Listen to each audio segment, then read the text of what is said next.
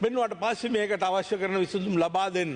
මේ නිසා මේ සද්භාවයෙන් කරන ඉල්ලීමක් මේ ඉල්ලීමට ඇහුම්කන් දෙන්න. මේ අපි බිම් මට්ටමේ ඉන්න ගොවියොත් එක්ක තමයි අපි ඉන්නේ. ඒ නිසා තමුන්නාසලාට මට ආරක්ෂ අපේ සභාපතිතුමට ස්තුතිවන්ත වෙනවා මට මේ වෙලාව ලබා දීම පිළිබඳව. ඒ නිසා ප්‍රධාන කරුණු ටික විතරයි මං කියාගෙන ගියේ. හැබැයි කටුපොල් වගාව ව්‍යාප්ත කරන්න ඉඩ දෙන්න එපා.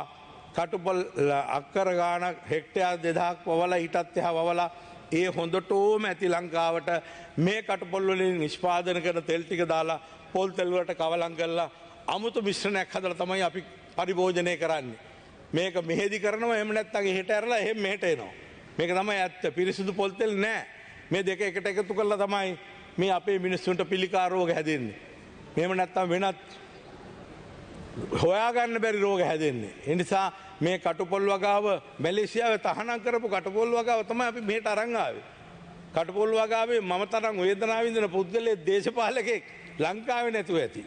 මහාධිකරණයට පවා නඩුවට යන සිද්ධ වෙලා තියෙනවා. මේ කටුපොල් නවත්තන්න කියලා මගේ පෞද්ගලික වැඩ කර නෙමේ. මේ රජයෙන් ඒ කොයි හෝ රජයෙන් ලැබිච්ච උපදේශ ක්‍රියාත්මක කරන්න ගිහිල්ලා.